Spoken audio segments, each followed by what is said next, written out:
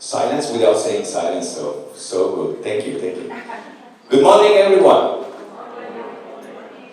Students, faculty, friends, and members of our community, welcome to Istituto Marangoni Miami.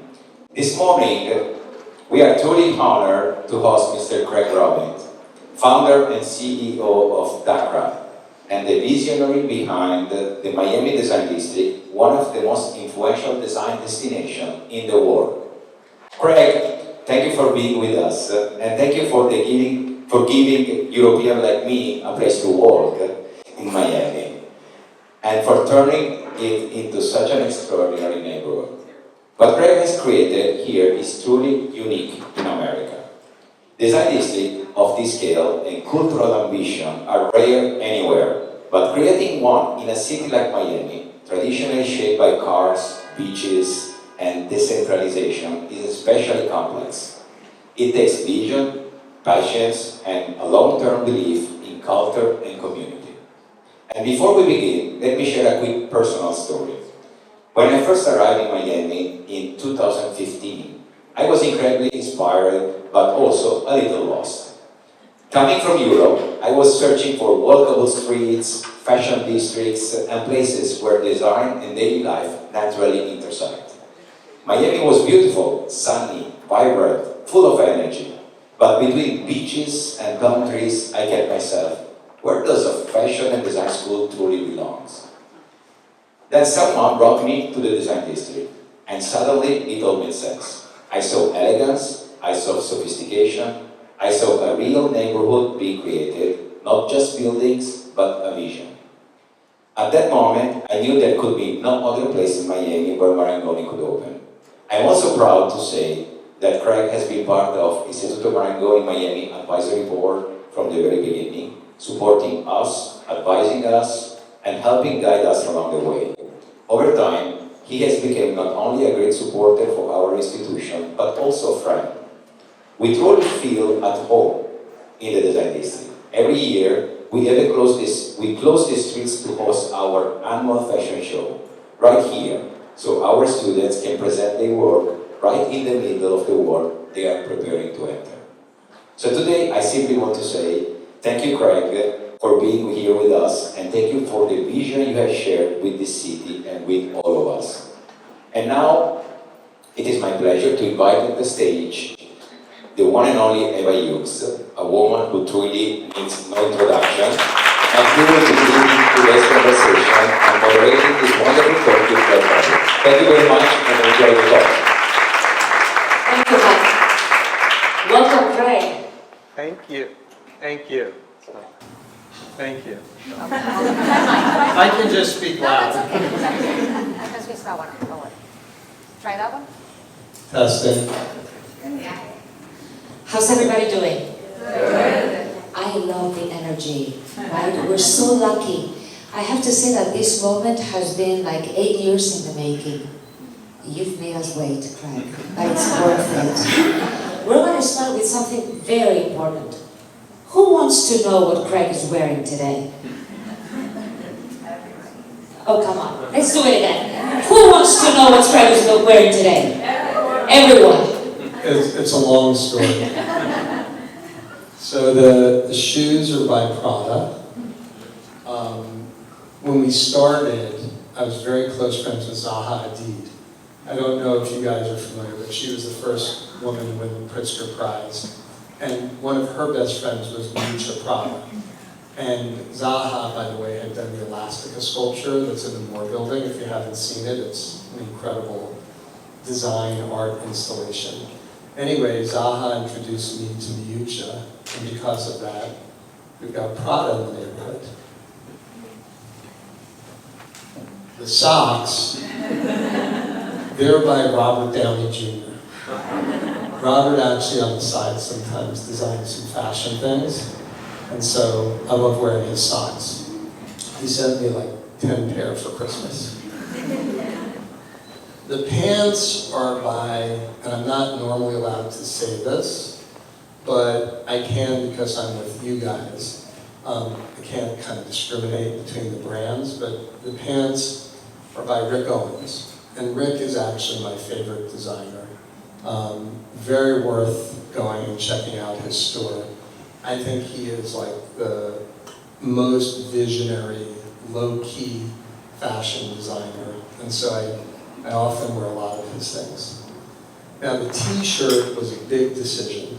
I was going to wear a Chrome Hearts t-shirt, but then I thought, like, it would be nice to share a story with you guys. I'm supposing you all know Virgil Abloh, right? Yeah. So I'll tell you a story about our neighborhood, yours and my neighborhood, and Virgil. In about 2015, Virgil called, I had no idea who he was, and said he wanted to do an activation during Art Basel. And so I said, fine. And we gave him a store, like, you know where Rafa is and Ghani, those stores? So we gave him a store over there. They were empty at the time. And he came and spun. So during Art Basel, all week, Virgil Abloh was in the neighborhood, spinning and doing parties. And we became friendly. Then, the next year, he and this guy, Angelo Bacchi, it's like a cool small brand Awake called, and they wanted to do an activation with us. And it was so cool. Virgil took one of the spaces on Paradise Plaza, that's where the Balenciaga store is now, and he was in there, and kids would come, young adults, and they could print t-shirts with Virgil. So it was like Virgil Abloh was here making t-shirts. And Awake had a store and a bunch of other brands. And then fast forward, Virgil becomes the men's designer for Louis Vuitton.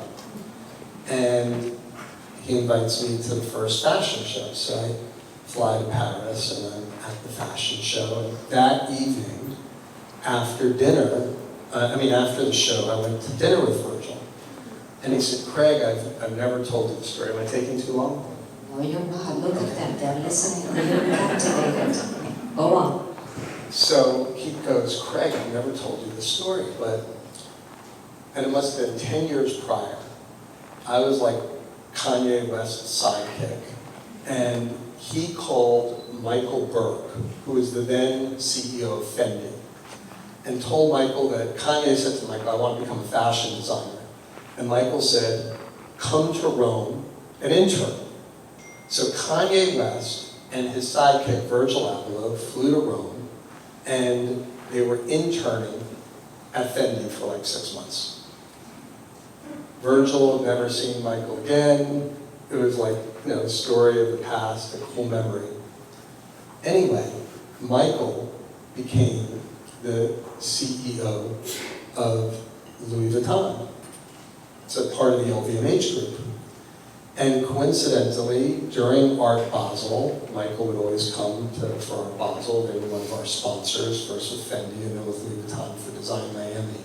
This furniture show we found in the design district. That's why Zaha did the Elastica sculpture that night.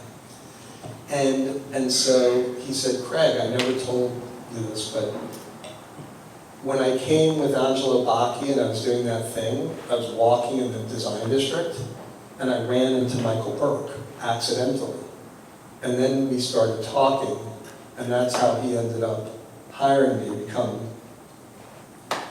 the men's designer of Louis Vuitton. So,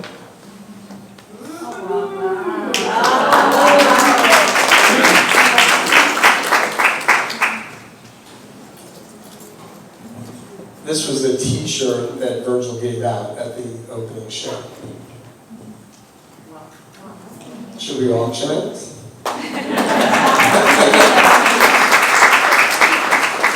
And then the second to last part of the story is it was very sad. Virgil passed away. By the way, Virgil did the Off-White store with us.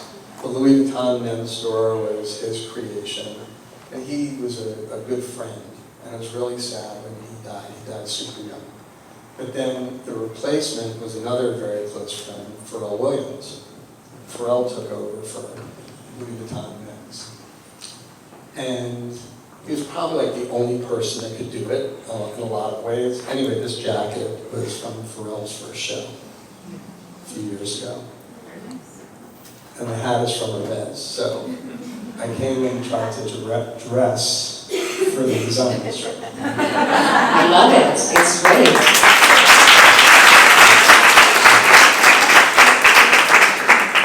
So since we're talking about fashion, I know that you launched recently some merchandising. So are we inviting our students to design maybe some pieces? I'm here plugging in the request. Maybe Greg is not going to invite me to any other events after this. I actually think it's a really cool idea. We should explore it and figure it out. We started a platform, so we own the brand Miami Design District. And to own a trademark design district is more complicated because people have used it around the world. So what we've done is we own designdistrict.com, and we made that a platform that isn't just for Miami, it's just ultimately a marketplace and a place to show things. You know, it's like you couldn't own the trademark Amazon, but if you create the most important platform in the world for sales, then other people can't use it for that purpose. You end up having like the right to control it. And so we're doing that with designdistrict.com, and we do sell merchandise on there. So if you guys want to suggest some things, we can look at it together. You've always been 2 steps ahead of the game. That's the reality, that's a fact. And when people see land, you see community, and when people see retail, you see culture, and so forth. I mean, it's incredible. And what you have done with Design District, and I want to tell you that I want to pick a little bit of the story of Craig, because you were born in Miami, you were raised here, you have a great story of how you have redesigned not only this district, this neighborhood, but also South Beach. I mean, most people don't understand the weight of Craig in the community. South Beach, then Art Basel, you were pivotal for bringing Art Basel to Miami. Design Miami, which really put Miami on the map in terms of cultural footprint. And then obviously you crossed the bridge and you saw this neighborhood that were warehouses, and you just saw what nobody else was seeing. How is it that you're able to identify what has that potential? I mean, let's go back to South Beach. So it's interesting. I think that there are different elements that go into the process. And I'm not answering your question directly, but one thing like important to always realize, and something that my father taught me, business needs to make sense financially. And so when you want to go into a business, you need to have a plan that can work. And if it works, what that means is that time is on your side. If you buy a building and you're bleeding money, and you don't have that money, you're going to end up getting it back to the lenders. Whereas if you buy it in a way that you can afford it, or do any business that way, then time is on your side, and it gives you the ability to then try to create value and innovate. And the second mentor that I had after my father was a guy named Tony Goldman. And Tony was one of the first people to start developing in South Beach, which means he started 6 months before I did. He was about 20 years older. He passed away. He's the guy who then went and really was the main catalyst to Wynwood.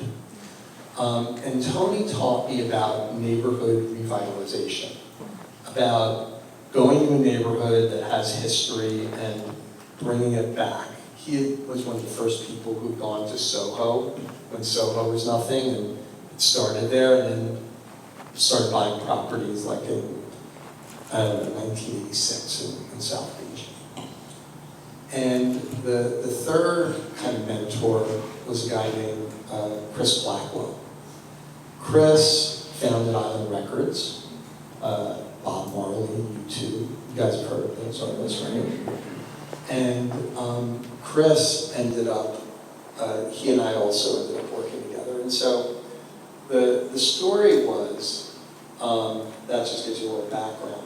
South Beach was this abandoned, somewhat disregarded neighborhood. And it wasn't abandoned the way the design district was. It had kind of like been put on hold, almost like frozen. And so after World War II, there were a bunch of people who immigrated to the United States. Those people kind of worked in factories. It was mainly a Jewish population, this particular group. And then they had all retired into those Art Deco hotels in South Beach. They were able to live off Social Security because you had these elderly couples living in a 200 square foot hotel room. And I remember like when I was growing up, you drive down Ocean Drive and they called it Heaven's Waiting Room. All those like terraces in front of the Art Deco buildings, they would have rows of chairs and there'd be like these senior citizens just looking out at the ocean. That's what South Beach was. And as time went on, you had they were dying off, and their kids weren't going to go live in 200 square foot hotel rooms. And so it was kind of like becoming a difficult time. And 3 things happened in Miami in 1980 that really brought it down. The first is all the drugs then were coming in through Miami. And so there were like gang wars. The drug cartels would have gunfights like in Dadeland Mall. You know, like people were getting killed, which was a lot of bad publicity. You also had Jimmy Carter telling Fidel Castro that he had all these political prisoners in the jails in Cuba. And Castro said, come take them. And so the Miami community went to rescue all these people. And you had what was called the Mariel Boatless. 95% of them were just good, solid people. But Castro, I'm not a fan, but he was a genius in this case. He emptied all the jails in Cuba. Not just the political prisoners, but the bad prisoners. And so Miami had an escalated crime problem. Not only did we have a huge wave of immigrants, which was in a way a good problem, a temporary problem, but we had also these like hard criminals, and a lot of them ended up in the South Beach area. And the third thing, which was really a tragedy that happened right outside the design district, the police murdered this African American named McDuffie, and meaning they arrested him and shot him. So murdered. Anyway, they planted a gun on him to make it look like they were defending themselves. And it became known that that happened, and it went to an all-white jury in Tampa that acquitted him. And so all over Miami in 1980, and like Wynwood, the areas, not the design district, but near here, there were riots and buildings were getting burned down. So it was like a low point. And so you had South Beach that was like becoming no longer having the income from these senior citizens, and a heightened crime problem, and nobody really knew what to do with South Beach. The conventional wisdom, my father was a very successful developer, so the whole Miami community said, tear it down. A small group of us thought that the largest collection of Art Deco buildings in the world actually had special value. We were by far the minority. But we joined with a group of people that believed in historic preservation, so activists that were pro-preservation. And we were going to be the business people. Our job was to figure out how to adaptively reuse those buildings. And so, in that process, my first partner was Tony Goldman. We bought a building with him. And my first tenant was the artist Keith Haring. Keith came and opened a store called Pop Shop. And it was called actually Bam Bam. It was called Pop Shop in New York. And at the time, like, the only commercial tenant in South Beach, other than like the savings and loan for the senior citizens, was the guy who was buying the homeless cans from the homeless people in the alley behind this building I bought. So there was like nothing there. But I managed to start to rent it up. And then after working with Tony, I got this idea and it wasn't my idea, actually a partner of mine came with it, that we should get the fashion catalogs. It was pre-internet, so fashion catalogs were a huge part then of the fashion industry. And we said they should do their shoots in the Art Deco building, because the buildings were like painted these pastel colors, there wasn't much happening. And so I went and met with the head of the biggest catalog company in the world, this guy Michael Otto, a German. His company was Otto and Sand, and they own like the biggest US catalog, the biggest French catalog, Trade Swiss, Spiegel. Anyway, I said to Mike, I said, you're crazy, you rent the 747, you fly all these people to the Canary Islands as models, stylists, production people, you're spending a fortune. If you do it in South Beach, they'll do it for free. And so we shook hands, we agreed to do that, and I took the Webster Hotel, and we made it into, it was a 50-room hotel, but we transformed it. It had a model agency, there was still film then, film production lab, this is 1988. It had a production office where the people would organize the shoots, and like an ad agency to lay out the catalogs. Anyway, within a couple of years, you walk around and South Beach was crack addicts, dying senior citizens, dwindling population, some of these like Mariel guys. And on every block you saw a fashion shoot with like the most beautiful people in the world. Like every one of them was more beautiful than the most beautiful person at the University of Michigan, which is where I go to college. And it wasn't like a normal thing, but it was a different way of like activating the neighborhood. And it's called like innovation. And all innovation, like it's usually not the same as an invention. If you're an innovator, it doesn't mean that you came up with the idea. A lot of people at the same time get the idea, but the innovators are the ones that actually make that idea happen. And so South Beach was like at the very beginning, but it was anchored by all these like beautiful people. And then I also, of course, in Webster, I put a loft because I needed a place to live, so I lived in the Webster. And then Chris Blackwood bought the Marlin Hotel right next door. And when we go back, it's hard for you guys to understand this, or anybody now, because South Beach has come way down. In this moment, it was like going from maybe even a lower place, but it was going up. And it was the catalyst to all the cool things that happen in Miami now, really. It was like the first new, exciting, sexy thing that happened in Miami. And by the way, I don't take credit for it. There are a bunch of us working on it. I'm telling you my part of it. So anyway, Chris Blackwell bought the Marlin next door to Webster. He came and saw my loft. He saw the model agency. He said, I want you to be my partner on the Marlin. And so we went and figured out how to adaptively reuse that 3-story with like a sort of a half-down basement. It's a 4-level building like the Webster with Chris. And so he's Jamaican. We put a Jamaican restaurant on the ground floor. The second level, which was like a half a floor up, had a world-class recording studio. He was in the record business. We, of course, had to have a model agency. He had to have his apartment. We had 12 hotel rooms. And it's amazing what happened. Like, because it was Chris who came to the opening of our hotel, U2, and the Kim Kardashians at the time, Naomi Campbell, Christy Turlington, Kate Moss. This is like 1992. And it was like a moment where South Beach started to explode. And in that period, like if you would walk on Ocean Drive, you might see Roy Lichtenstein or Calvin Klein. I remember telling someone, I think Calvin Klein's going to buy this house. So about a year later, Johnny Versace came, stayed in Marlin, and then bought that building on Ocean Drive, the Amsterdam Palace. It was like this crazy moment for South Beach. I was very young, I was in my 20s, but I got to experience it and be part of it. Which is incredible. And from Chris Blackwell, if I'm not mistaken, you learned, because he was one of your big mentors, you learned about creative production. So you've been asked if you are more an artist or a producer, and you said, I am a producer, and I wonder, how do you define that role in what you're doing right now, and also what you've done in the past? So it was interesting.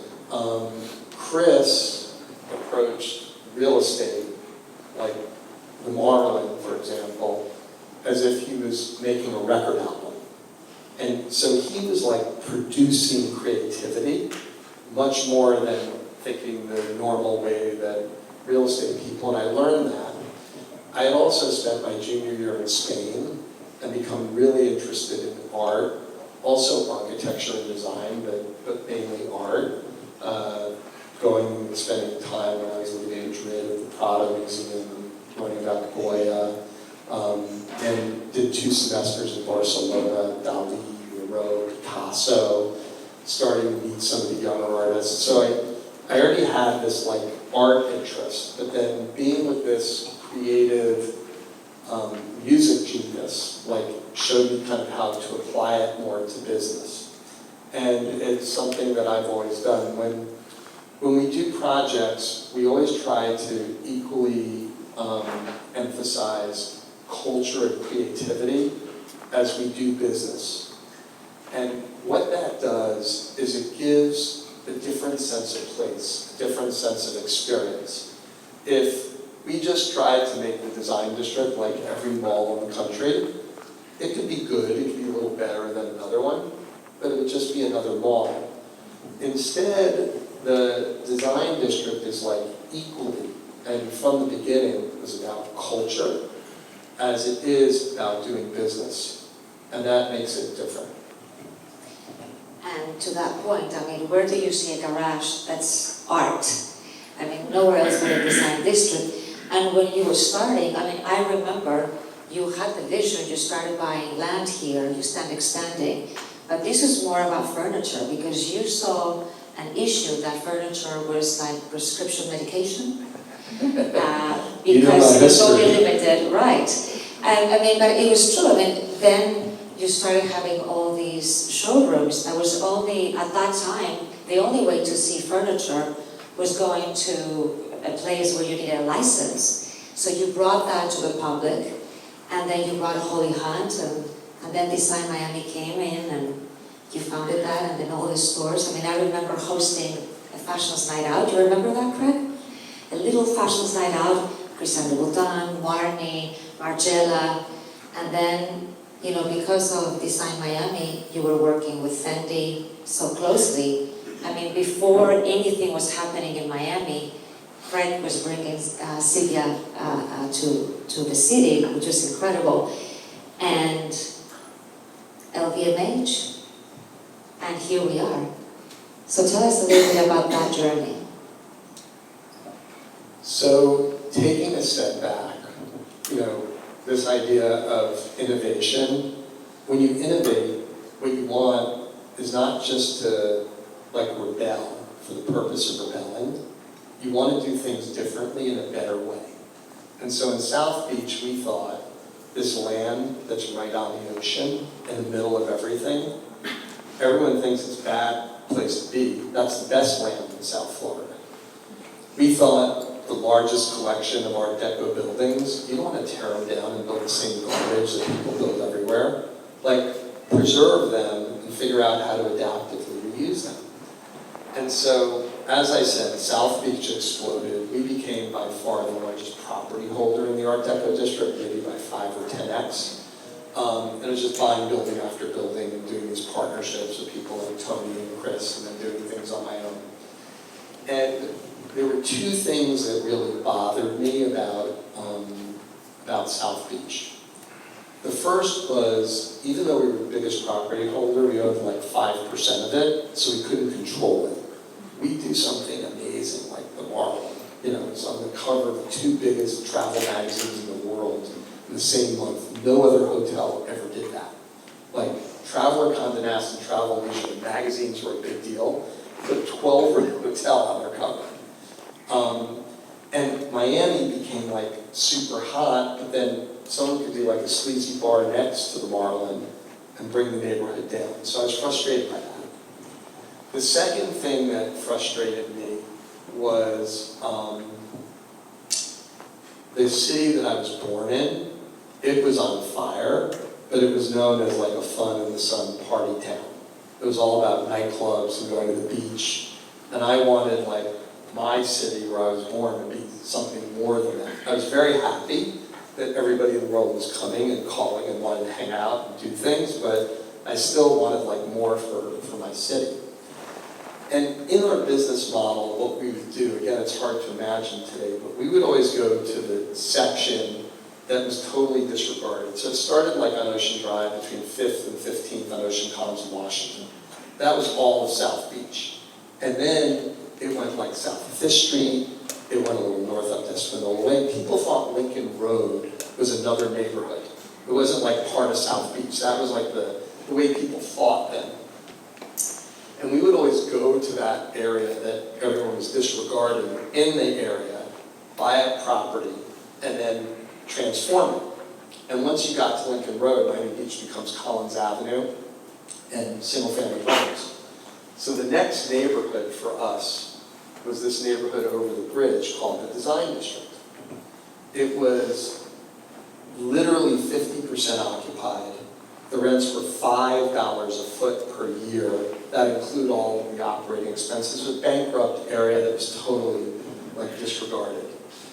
But for me, it was like the next place to go. It was like the next Lincoln Road. And so what I did was, if people knew that I was buying here, because South Beach in a local sense was famous, the prices would have gone up. And so we secretly spent a couple years buying up about 20 buildings or so, 500,000 square feet of space, a big part of the core of what we own today. And then we announced. And then, as you were asking, I had to go back to the thing that my dad taught me. How does 1 + 1 = 3? Because we bought all these buildings, they were really cheap, but it doesn't matter how cheap something is. If you can't pay your expenses, you go broke. And before the McDuffie riots, the Design District had been the place where all of South Florida's important luxury furniture showrooms were. And then a combination of the McDuffie riots, which made people feel that Miami, all of Miami, including the Design District, was unsafe, and this crazy business model in the United States where furniture showrooms would go inside these like fortress-like malls, like you weren't allowed in if you weren't with a designer. It was crazy. And I thought, like, design needs to be demystified, like people should be able to walk on the street and see design, as it's done in Europe. And so we began to convince all these furniture showrooms to do things on the street. We announced that we had bought this property, and within 24 months we had 50% of the furniture market in Miami as tenants, and so that gave us cash flow to begin this odyssey in the Design District, and that was like in the year 2000. And then a good friend of mine and I and some other people in Miami realized, like, if we could get Art Basel to come to Miami, then from my point of view, Miami would be known as a cultural city, and it could be really explosive.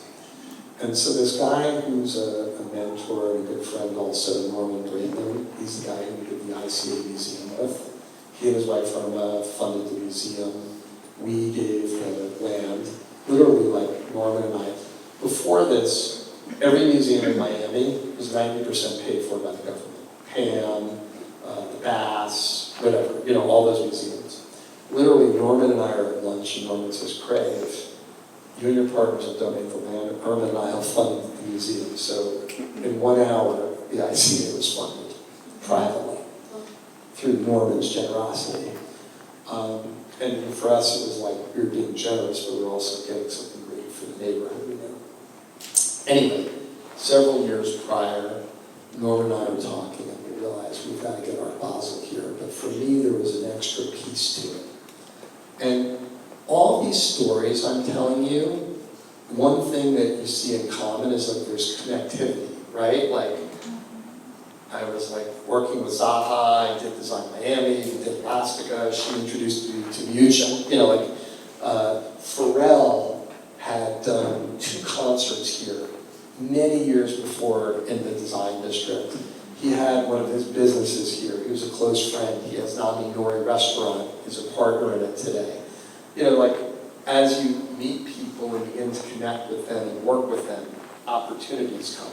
So I think that's like an important part of the story. Anyway, so I was going to get the design showrooms to the show in Milan every year called Salone. And Salone was like nothing any of us had ever seen in the world. You'd go to Milan that week, and the entire city that week was all about design. Wherever you'd walk, there'd be an exhibition, or there'd be a party, but it was all about design. And so I said to the director of Art Basel, like, you should bring the fair here, but we should make it a Salone of art. And the design district will help you. So in 2002, Art Basel got announced. And the design district became like one of the central venues with Pompidou Museum did collaborations, the Guggenheim galleries, and people all over Miami started doing like what was happening in Salone. So the whole city was celebrating art that week. Miami became known as a cultural place. And then there's just two more little pieces to the story. That was in 2002. I was making profits, but I was spending most of them on 1 week during Art Basel, which sounds crazy. And I thought, like, I've got to figure out how to. And then Sam Keller, the director of Art Basel, the guy who brought Art Basel here, is now the director of the Byler Foundation in Basel. This is one of the great museums in the world. Sam said, Craig, I've got a problem. All the design galleries want to be in Art Basel, and the art galleries don't want to allow them. And he said, will you do a design show? And I said, sure. And so in 2005, inside the Moore Building, we launched Design Miami, branded Miami. It made our city known as an inventor of very important global cultural content. There had never been a show like that in the world. It exploded. You know, Miami was really becoming known more and more as a cultural place. And it also was like a profitable business, so my marketing expense became like a business. You know, I wasn't doing it for the business, I was doing it to activate and do something nice for the neighborhood. And because we had Design Miami, Michael Burke was the head of Fendi. He was our sponsor, which then led to a conversation a few years later. First we got like Christian Louboutin, Marni, Margiela, Y3, Virgil Yamamoto's brand, to open stores. Thomas Meyer, who's the director of Bottega Veneta, did a store with us. They were like small brands. But Michael was, you know, part of LVMH. And so I said to Michael in 2009, I said, Michael, why doesn't LVMH open stores here? He said, I love the idea. I'm going to bring Bernard to look at it. He and Bernard came, we shook hands. We agreed that all of LVMH would come. And that was like the moment where we went to the next level. And it was an odyssey. Years of investing and building the brand, building the spirit of the place. And what it was known as an art place. And so when you look at these stores, they don't look like stores anywhere. Because they wanted to be creative. They didn't want to do the same thing that they do in other places. And they actually wanted to do these like global flagship kind of stores. And so with that, then everyone else came in. It's been a lot of work, but it happened. You know what I call that? The Craig Robbins effect. That's what you can trademark. Okay, so we're going to open the floor for questions from the students. Who wants to start? Who has a question from the moment we started? Okay, here I go.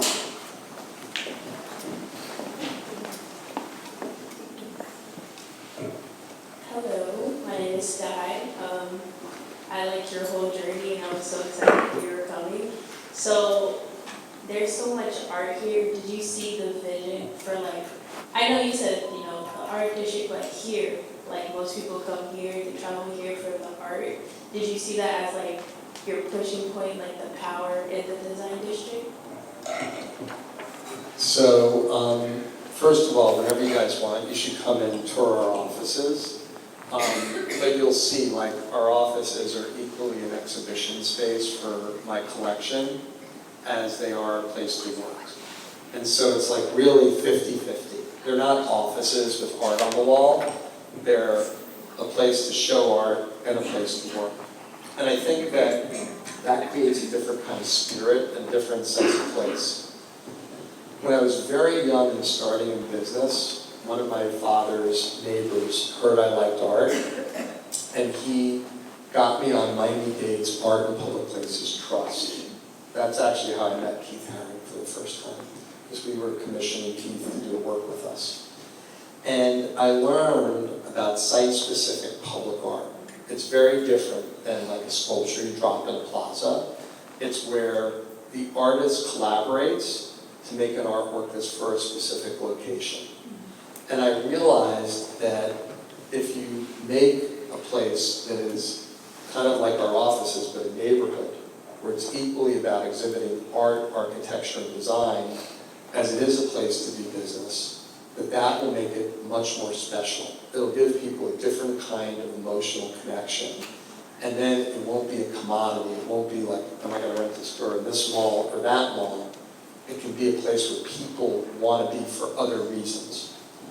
And when you go back, even before the fashion in 2005, when we gave Zaha the Designer of the Year award, we commissioned her to do Elastica, a public artwork in the Moore building. The following year, Mark Newsom did the fence that's in front of Dash. He's the guy who did the iWatch with Johnny Ive, a great designer. So we gave him the award. When you go like up the escalators where Mia Market is, there's that seating sculpture.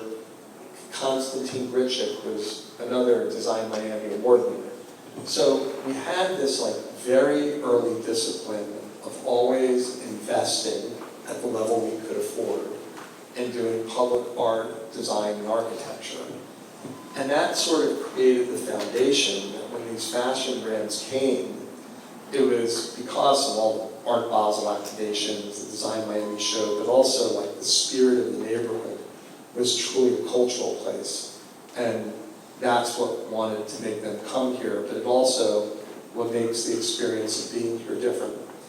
And one last little component of it, it was funny, when we were doing all this, there was no such thing as social media. But then, of course, having things like Buckminster Fuller's Fly's Eye Dome and art everywhere, people love to come and they take pictures here. And so the amount of free marketing that it generates is really astonishing. We have another question here. How do you think fashion and art influence each other? So from my point of view, there's different creative disciplines. Let's take architecture, design, fashion, and art. Art, in a sense, is the one that's purely for creativity in that there's no functional purpose necessarily. But I also really love design because like you're making a chair, you want to do something beautiful, but it's also to sit in. Or architecture, you're doing a building. And fashion, you're doing clothing. And so there are these functional areas where you still have like artistic creativity, but it also combines with the ability to use. And I think they all overlap in that way. The core of each of them is creativity. And they're very complementary to each other. It's interesting because I think that part of why the design district worked so well was because the fashion brands needed another way to say we're creative.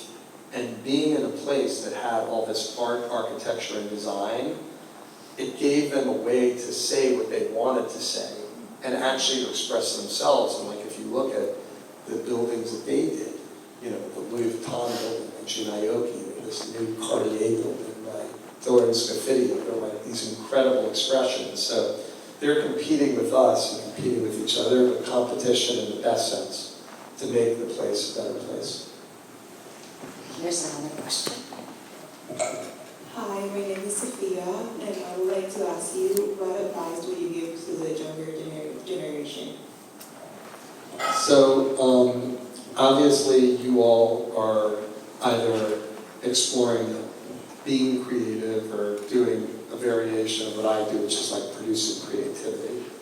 And my advice is to find the way where whatever you're doing makes economic sense. That's number one, because then time is on your side. And then invest as much as you can in thinking more long-term about creating value in what you do. And so I needed to get the cash flow from the furniture brands, otherwise we would be down. But then when I had the cash flow, I wasn't like just wanting to say I was successful. I invested a ton of it in Art Basel, and then Design Miami, and these art installations and design installations. But what they did was they created long-term value that made the design district much different than another place. So find that balance of always being able to live and survive, and don't go where you can't do that, because then everything's a mess.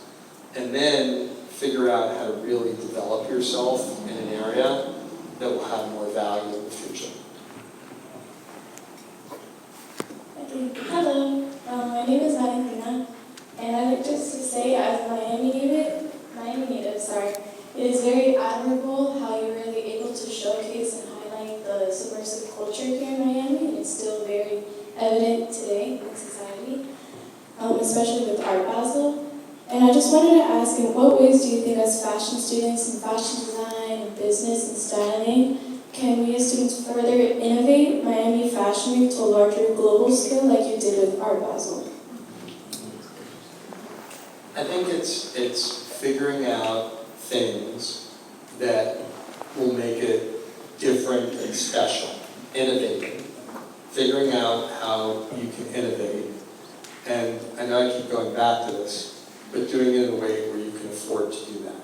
And that combination is the key. So if you're paying your bills and then you're able to innovate, and the ideas that you're advocating are really special, then the return ends up being higher. Hi, good morning. My name is Gabriela Lopez. I'm a fashion business student here. My question to you is, Miami Design District is very different from other luxury areas in the sense that I think it's inviting to everyone. In other places you might feel like you don't belong, and I don't think that's the same here. Was that intentional from the beginning to have that experience? So I've never really liked the idea of luxury. I prefer the idea of sophistication. So our goal was to make this a place where people that were sophisticated would want to come. And when I say sophisticated, I think a lot of it is about appreciating culture, art, design, architecture, music, and not a place where anybody that feels that way would feel excluded from, which is a direct answer to your question. And then, if you look around, the ICA is free. Anybody who likes art can go to the ICA. You don't even need $10 to get in. If you take the luxury places in South Florida, the cheapest parking in Miami is in the design district. You can park your car for $3 in a garage for 4 hours, or you can valet park for $5. I went to the one hotel the other night. It was $65 to park. Now, not everybody on the planet can afford $3 or $5, but it still gives people a lot of access. We make our concerts free to the public. You can walk around and enjoy it. There's obviously product, meaning food and experiential things that are less expensive. And so we still want it to be special, but we don't want it to be special because only people with a lot of money can come. We want all the people that would appreciate what it is to be able to come. And that's also good because the people that don't appreciate it we don't really want them. We're happy if they don't come. Hi, my name is Layla. I was wondering if, I know you mentioned them building up Soho up in New York. I was wondering if you would continue building up Miami in different places here, or if you would go and expand to places like, I know they're starting to build up the Bronx and especially Atlanta being so heavy in the media. Would you go to other places as well, or would you stay here? So a lot of people in my business, real estate, they're kind of deal junkies, and they just want to do as many deals as they can. I prefer to focus on very few things and create a lot of value in them. That's just, I'm not being critical, it's just a different philosophy. So we're always looking, and I think we would do another 1 or 2 projects if everything was right, but I don't have this like urgent need to do that. I only would want to do it if I thought it could really impact the world and make some place a better place, and if everything was right. Hi, I'm with Ashley Tennessee. I'm a regional mayor. What I want to know as far as how much you have culturally and economically impacted Miami, what philanthropic work that you directly do as far as like maybe the drugs or the crackheads or just the overall negative things, and then how can we as fashion designers that's operating a business have that same system of making profit, but then also giving back to the places and the systems and the people around us? So that's a great question. I think like everybody should do what they really believe in and focus on. You don't have to do everything. But in my case, first of all, my number 1 priority, which is not what people call philanthropy, but it's only to do things, invest in things that make my community a better place. So because we're doing well, we can take what's usually the ugliest thing you ever see in any project, the garage, and our garages are these much more expensive, costly art installations. And to me, that's like giving back. You know, that's like giving something to the community. We also generally invest in things like art and culture, but then there are things that I love doing, like there's the Dolphin Challenge. It's a bike ride Miami Dolphins do to raise money for cancer research. Every year we commission this limited edition jersey with Rafa by one of my favorite artists each year, and we give it to people if they'll contribute to the ride. So if they sign up for our team, they get a free jersey, which is this limited edition collectible jersey. I try to do things like that I feel connected to, but I would say that my main priority is not like to make a lot of money selling cigarettes and then donate to charity. It's to make my community a better place through my work. And again, I'm not saying that anybody else's way of doing it isn't equally as good or better. That's just my philosophy. Hi, my name is Nicole. I'm from Ecuador. First of all, I want to thank you because I think that you're the perfect example. When people dream something, they can make it come true. I want to ask you if you have thought about a place inside the design district, like a spot, I don't know, maybe a store or something, where all the artists and designers can have a place, you know, to expose what they've been creating, emerging artists and designers. I think that would be cool. So what we do is we collaborate a lot in different ways to do this. The first is we do permanent art installations, but we also do a lot of temporary art installations. And a temporary art installation would be like the installation we have on Jungle Plaza right now, which is for 30 days. The mural by Creola that's like on the wall there, that's for like 3 years. Or things that are permanent, like Buckminster Fuller's Flies I Know. So we collaborate with a lot of creative people in different ways and try to have versatility. We also have less space now, but in the past, given spaces to artists to work in. And then whenever we have like someone's going out and the next person isn't ready to start construction and move into a space, we give it to people to do pop-ups.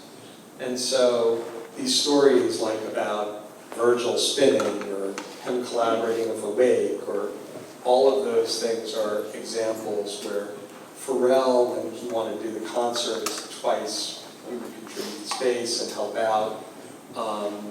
We always try to do that. We did a great concert this past year with Emily Estefan. It was amazing.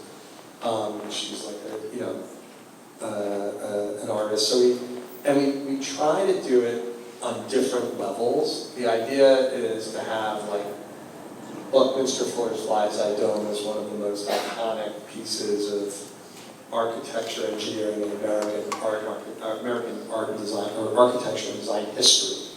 But then also to let someone young, like this building has a mural in it, which is temporary. It's by an artist that I really like, Joe Milady. Or if you look at the Moore building right now, there's that Maria Ayala thing. And so we're constantly trying to find ways to collaborate with creative people, but also do it on a level that is interesting. And I think that that combination of the permanent and the temporary, or the more established and the young, they give the young people a lot more credibility because it's being done in a place where you got Buckminster Fuller's Fly's Eye Dome, for example. And I think that at the center of everything is your desire to live, give this world light. So we really thank you for giving us the light and the nature and the space to be creative. And I want to shift the energy for a little bit because we've talked about connectivity and discipline and mentorship and fashion and design and art, and you've brought all of this to us, and this neighborhood exists because of you. But one of the pillars of the school is excellence. And it's also something that our students get to experience because you've built it around us. So thank you for bringing all that excellence to us and to really shaping the culture of Miami. And because of all your contributions, for helping us be here. This wouldn't exist. I'm not taking credit away from you, Hakan, by the way, okay? But for a moment, stand by. He deserves a lot of credit. He deserves a lot of credit too. Come on, but what I need to say is, I was here in Miami, I grew up in Miami, I started working here in the industry. I know everything that you have done. And he has a very kind heart. And that's what people sometimes don't recognize. You're very generous with philanthropy, you're generous with art, and you're passionate about what you do. Obviously money drives you, but the most important thing is leaving a legacy. That people enjoy what for you is something that is a passion. So for all of that, your contributions, we have a very special moment for Craig. So I want to ask our very own Michael Allen Johnson, our VP of Academics, to come here. I need you to stand. Hold on one second.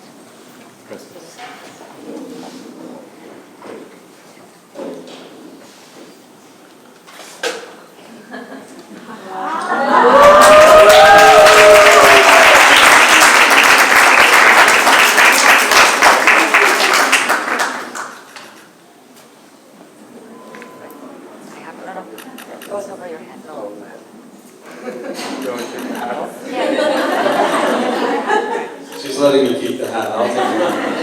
You want to take it off? I don't mind. No, you can keep it on. Okay. Don't worry about it. Yeah. We got this. I just want to make sure that we have it right. There's a process to it, huh? They're perfectionists. Yeah. You should fix the collar. Sorry. I have to do this. You need a better stylist, right?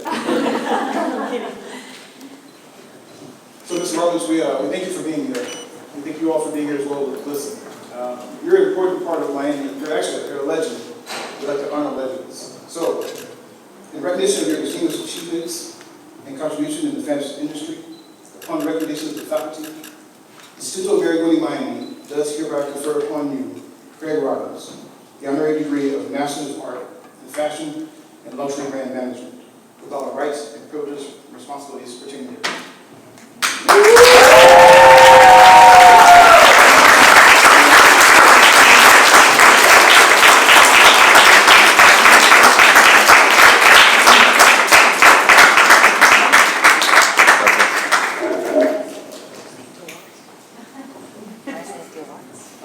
Thank you so much. This is truly an honor, and more importantly, it's been wonderful to have a chance to speak with all of you.